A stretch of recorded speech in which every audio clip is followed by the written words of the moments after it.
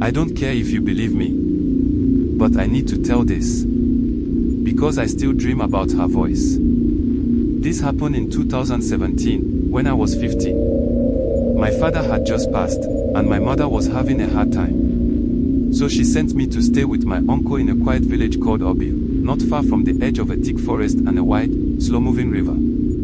It was peaceful, the kind of place where you wake up to the sound of birds and sleep to the sound of frogs.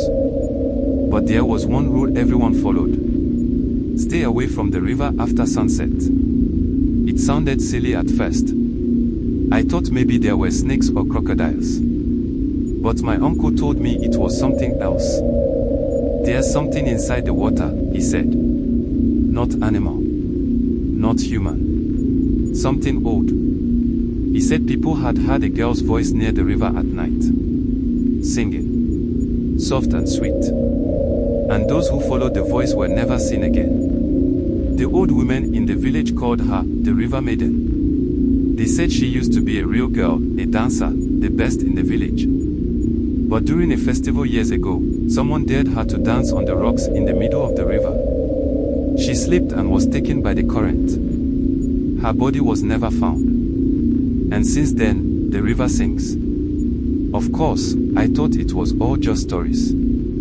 Something to scare children. That was until the third week I was there. I had made a small fishing spot at the river bank. I would go there early in the morning and sometimes stay until the sun started going down. I liked the quiet. The way the water moved.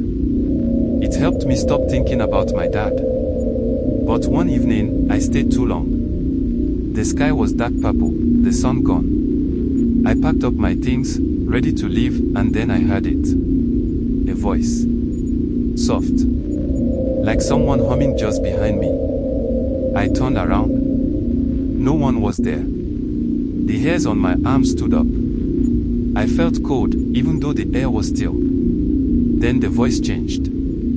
It became a song. No words, just a soft, sad melody. Like something from a dream. It didn't sound close. But it didn't sound far either. Like it was coming from inside my ears.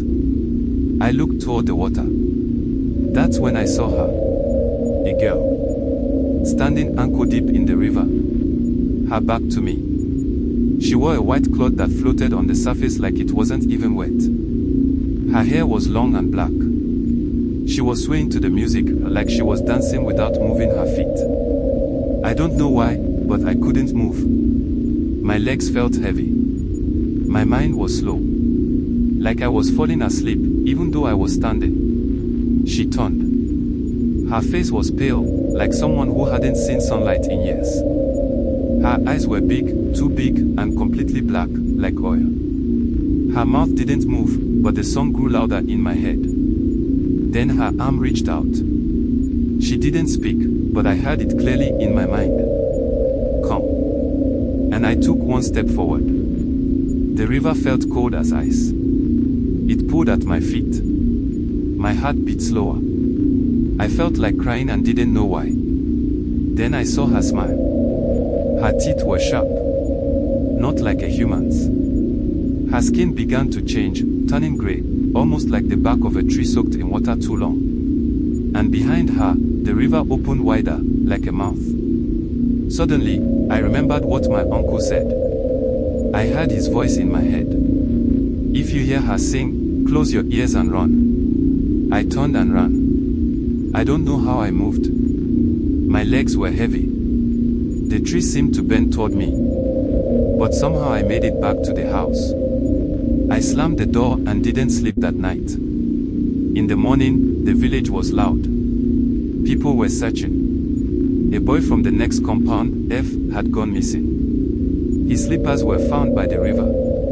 Everyone started praying. No one said the River Maiden's name. But they all knew. My uncle asked if I had seen anything. I shook my head. I was too scared to speak. I thought if I told the truth, the river would come for me next. Days passed. They never found F.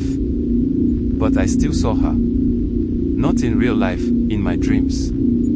She would stand at the edge of my bed, singing. Her face pale, her eyes black and endless. Sometimes, her mouth would open wide and a voice would come out, sounding like wind, like water, like something not from here. She would whisper, "I remember you." One night, I woke up with wet footprints on the floor beside my bed. I never stayed in Obil again. Now I'm older. I live in the city.